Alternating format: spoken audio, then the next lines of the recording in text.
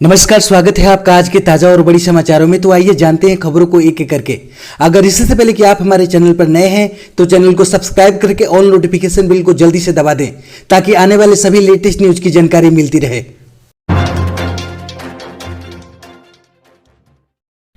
केंद्र सरकार के 48 लाख कर्मी और 65 लाख पेंशनरों को 18 माह का इंतजार खत्म, 1 जुलाई से लागू होगा फैसला। जी हां, आपको बता दें कि केंद्र सरकार के 48 लाख से ज्यादा कर्मियों और 65 लाख रिटायर्ड लोगों का इंतजार खत्म हो गया है। बुधवार को प्रधानमंत्री मोदी की अध्यक्षता में हुई कैबिनेट की बैठक में डीएआर यानी महंगाई भत्ता व महंगाई राहत पर 18 माह से लगी रोक को हटाने का निर्णय लिया गया है। केंद्रीय मंत्री अनुराग ठाकुर ने प्रेस वार्ता में कहा कि सरकारी कर्मियों को यह भत्ता 1 जुलाई 2021 से मिलेगा। भत्ते की दर 17% से बढ़ाकर 28% कर दी गई है। हालांकि केंद्रीय कर्मियों को यह पूरी उम्मीद थी कि सरकार उनका 18 माह के एरियर को लेकर भी कोई घोषणा करेगी, लेकिन ऐसा नहीं हो सका। आपको बता दें कि केंद्र सरकार के 1 करोड़ से ज्यादा कर्मचारी और पेंशनर बीते 18 माह से महंगाई भत्ते एवं महंगाई राहत मिलने का इंतजार कर रहे थे। कोरोना के चलते जनवरी 2020 से महंगाई भत्ता और महंगाई राहत बंद है। उस वक्त एलटीसी जैसी अन्य भत्तों पर भी रोक लगाई गई थी।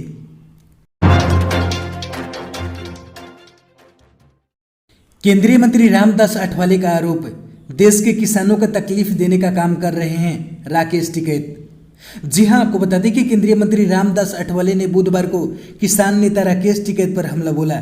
अठवाले ने आरोप लगाया कि राकेश टिकैत सभी किसानों को तकलीफ देने का काम कर रहे हैं। उन्होंने कहा कि राकेश टिकैत से मेरा निवेदन है कि वे 2 कदम पीछे हटे और सरकार 2 कदम पीछे हटेगी। सरकार कृषि कानूनों पर बातचीत करने के लिए तैयार है। आपको बता दें कि केंद्र सरकार की ओर से लाए गए तीनों कृषि कानूनों के विरोध में दिल्ली की सीमाओं पर डेरा डाले प्रदर्शनकारी किसान मानसून के लिए तैयारी में व्यस्त हैं। गाजीपुर सीमा पर काफ़ी गतिविधियां चल रही हैं, जहां राकेश टिकैत के नेतृत्व में भारतीय किसान यूनियन यानी बीकेई के बैनर तले लगभग 4000 से 5000 प्रदर्शनकारी किसान डेरा डाले हुए हैं।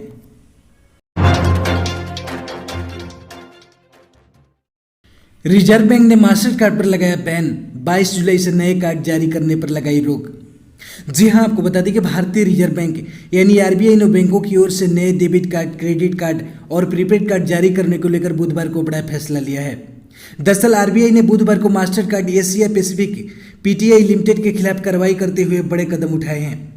केंद्रीय बैंक ने मास्टर कार्ड को 22 जुलाई 2021 से अपने कार्ड नेटवर्क में नए घरेलू ग्राहकों को शामिल करने पर बैन लगा दिया है।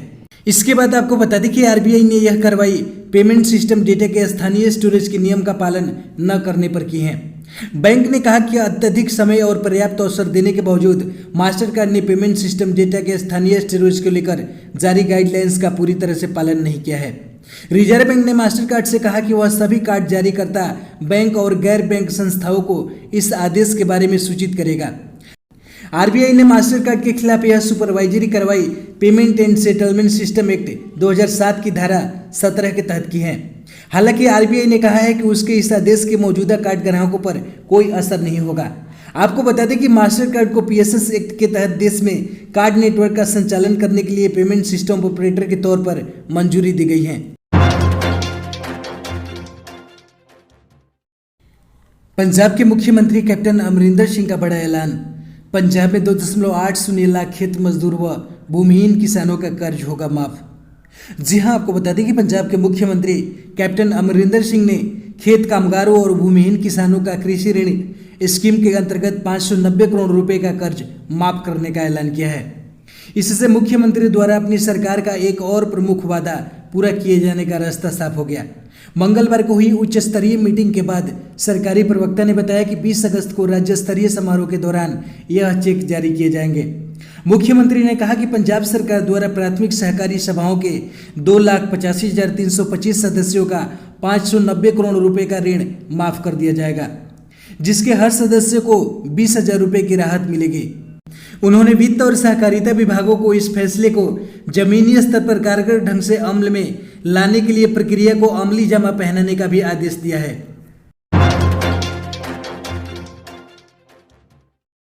देश में जनसंख्या नियंत्रण नीति को लेकर हम दो हमारा एक, कांग्रेस के मंत्री ने दिया नारा, भाया योगी सरकार का फॉर्मूला। जी हां, आपको बता दें कि भारतीय जनता पार्टी यानी बीजेपी शासित उत्तर प्रदेश और असम जैसे राज्यों में जनसंख्या नियंत्रण के लिए तैयार की जा रही नीति पर छिड़ी बहस के बीच राजस्थान के स्वास्थ्य मंत्री ने भी इस विचार का समर्थन कर दिया है। राजस्थान की कांग्रेस सरकार में स्वास्थ्य मंत्री रघु शर्मा ने कहा कि देश को जनसंख्या नियंत्रण पर विचार करना होगा और यह समय हम दो हमारा एक का हो चुका है। उन्होंने ऐसे समय में यह बात कही है जब उनकी पार्टी के कई नेताओं ने योगी आदित्यनाथ और हिमंत बिश्व शर्मा की ओर से लाए जा रहे कानूनों की आलोचना की है। हालांकि विपक्ष के बड़े नेता और राष्ट्रवादी कांग्रेस पार्टी यानी एनसीपी सुप्रीमो शरद पवार ने कहा कि देश की भलाई के लिए आबादी को नियंत्रित करने की आवश्यकता है। कांग्रेस सरकार में स्वास्थ्य मंत्री डॉक्टर रघु शर्मा ने कहा कि बढ़ती आबादी एक समस्या है, देश को इसे नियंत्रित करने पर विचार करना होगा ताकि आने वाली पीढ़ियों की जिंदगियां बेहतर हो। यह समय है हम दो हमारा एक। हालांकि इसी बीच राजस्थान के मुख्यमंत्री अशोक गहलोत के दफ्तर के सूत्रों ने कहा है कि यह राजस्थान सरकार का स्टैंड नहीं है। कोविड वैक्सीनेशन को लेकर भारत के स्वास्थ्य मंत्री मनसुख मंडाविया का बयान, कहा लोगों में भय पैदा करने के लिए टीकों पर दिया जा रहे निरर्थक बयान। जी हां, आपको बता दें कि कुछ राज्यों की तरफ से कोरोना रोधी वैक्सीन की कमी की शिकायतों के बीच केंद्रीय स्वास्थ्य मंत्री मनसुख मंडाविया ने बुधवार को कहा कि लोगों में दहशत पैदा करने के लिए आधारहीन बयान दिए जा रहे हैं। राज्यों को यह अच्छी तरह से पता होता है कि उन्हें कब और कितनी डोज मिलेगी।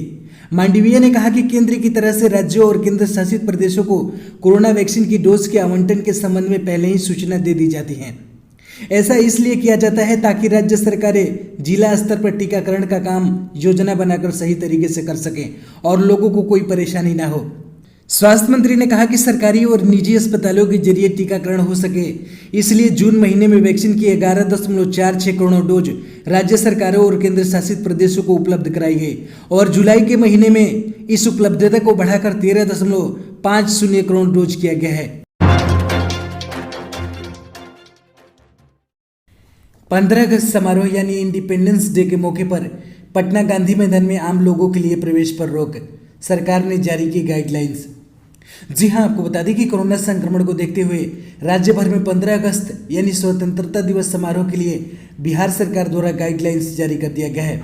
सरकार के मंत्रिमंडल सचिवालय द्वारा जारी गाइडलाइन में निर्देश दिया गया है कि स्वतंत्रता दिवस समारोह में किसी भी तरह के सांस्कृतिक कार्यक्रम का आयोजन नहीं किया जाएगा। इसके साथ ही पटना के गांधी मैदान में होने वाले समारोह में आम लोगों के आने पर भी प्रतिबंध लगा दिया गया है। कोरोना की संभावित तीसरी लहर को देखते हुए बिहार सरकार ने स्वतंत्रता दिवस समारोह के लिए विशेष दिशा निर्देश जारी कर दिया है। सरकार ने यह तय किया है कि स्वतंत्रता दिवस समारोह में आम लोगों को आमंत्रण नहीं दिया जाएगा। स्वास्थ्य के दृष्टिकोण से स्वतंत्रता सेनानियों और वरिष्ठ नागरिकों को भी आमंत्रित नहीं किया जाएगा। सोशल डिस्टेंसिंग बरकरार रखने के लिए समारोह में लोगों की संख्या कम हो, इसके लिए अति विशिष्ट महानुभावों और वरीय पदाधिकारियों को ही आमंत्रित किया जाएगा। समारोह में अन्य राज्यों से आने वाले विशिष्ट लोगों को भी आमंत्रित नहीं किया जाएगा।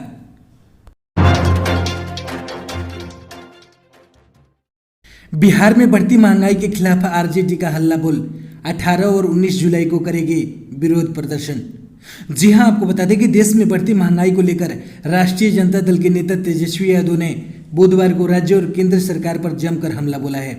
उन्होंने कहा कि केंद्र और राज्य सरकार मिलकर गरीबों का खून चूसने का काम कर रही हैं। लगातार पेट्रोल, डीजल, एलपीजी की कीमतें आसमान छूती जा रही हैं। आने वाली 18 तारीख को बिहार के सभी प्रखंडों में हम इसका विरोध प्रदर्शन करेंगे और 19 तारीख को हर जिला मुख्यालय में इसका विरोध करेंगे। इसके बाद तेजस्वी ने कहा कि हमने बिहार विधानसभा अध्यक्ष को पत्र लिखा है। विधायकों में भय का वातावरण है। जनता का सवाल उठाने गए और वहां लात घुसे और डंडे पड़ रहे हैं। इस बारे में आपने जांच की होगी, उसका क्या नतीजा है? क्या विधानसभा में विधायकों की सुरक्षा की गारंटी क्या होनी चाहिए या नहीं, इस पर जवाब मांगा है। हमारे चैनल पर बने रहने के लिए बहुत बहुत धन्यवाद। दी गई जानकारी से अगर आप संतुष्ट है अथवा नहीं, अपनी राय कमेंट बॉक्स में जरूर दें। जय हिंद।